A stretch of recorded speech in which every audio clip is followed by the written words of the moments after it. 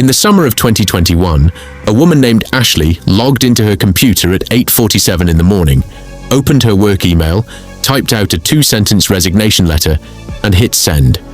She had no other job lined up, no savings to fall back on, nothing. She was a registered nurse in Memphis, Tennessee. She had worked 14-hour shifts through the worst of COVID. She had watched people die alone in hallways because there weren't enough rooms. She had called families to deliver news no one should have to deliver. And her hospital's response to all of that? A $200 gift card and a pizza party. She quit that afternoon.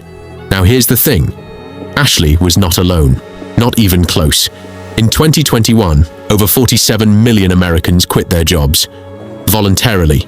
The government gave it a name. They called it the Great Resignation. Economists went on TV and talked about it like it was some kind of economic mystery. But if you actually talked to the people who quit, there was no mystery at all. And what they found out about the American workplace is something that affects you right now, whether you've quit or not. Let me give you the full picture first. For years, decades actually, American workers were sold a very specific deal. Show up, work hard, be loyal, and in return, you'll get stability. You'll get raises, you'll move up. That was the deal. But somewhere along the way, companies quietly stopped holding up their end of it. Here's a number that should make you angry. Between 1979 and 2020, the average American worker became 61% more productive. Think about that. We got faster, smarter, better at our jobs. Technology improved. Output went up. The average paycheck grew about 17%. Meanwhile, CEO pay at major American companies went up over 1,300% in the same period. You did more. They got paid more. That's not an accident. That's a policy. But honestly, the money wasn't even the thing that broke people. A study from MIT Sloan looked at 34 million employee profiles across American companies to figure out why people were actually quitting. You know what the number one reason was? Not pay, not hours, not workload, toxic workplace culture, feeling disrespected, feeling like you were invisible, managers who made promises they never kept, companies that put "we're a family here" on their website, and then laid off 15% of their workforce during a record profit quarter. Workers weren't just burned out, they were lied to, repeatedly, for years, and COVID forced something that had never really happened before in modern America. It forced people to stop. For the first time, millions of Americans sat at home and asked themselves a question they'd never had space to ask. Do I actually want to go back? For a lot of them, the answer was no. Now here's where it gets really interesting, and a little infuriating. Workers who quit their jobs in 2021 and switched to a new employer saw their wages go up by 8 to 10%. Workers who stayed loyal and waited for a raise got 3 to 4%. Staying loyal to your company was literally costing you money. The system was punishing loyalty and rewarding people who left. And corporate America figured this out fast. Because right around 2022, something shifted. Companies started pushing return to office mandates hard, and I want you to pay attention to the reason they gave publicly versus what was actually happening internally. Publicly, we want collaboration. We miss the energy of the office.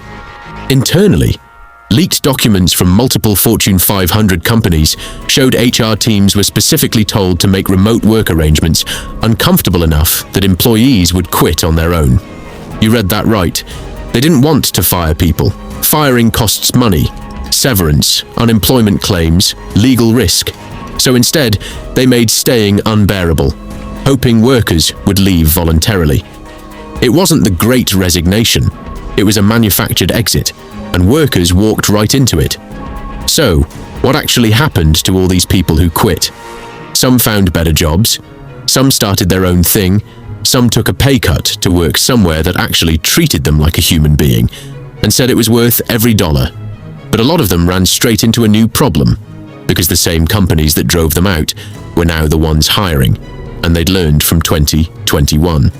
The new job offers came with slightly better pay, a few more perks on paper, and the exact same culture underneath. Different office, same deal. The people who actually came out ahead were the ones who stopped playing the game by the old rules. They job hopped strategically. They negotiated aggressively every single time. They built skills that any company would pay for, not just skills their current employer needed. Because here's the ugly truth about corporate loyalty in America in 2025. The company will replace you the moment it's cheaper to do so. Not because they're evil, because they're optimized. And an optimized system has no budget line for loyalty. It doesn't have to pay for. The workers who quit in 2021 understood that before everyone else did. Now think about what this means at a bigger level. 47 million people looked at their jobs and said, "I'd rather have nothing than this." That's not just a labor statistic. That's a statement about what we built. About 40-hour weeks and performance reviews and health insurance tied to a company that can eliminate your role on a Tuesday afternoon with a 15-minute Zoom call. The system is still running.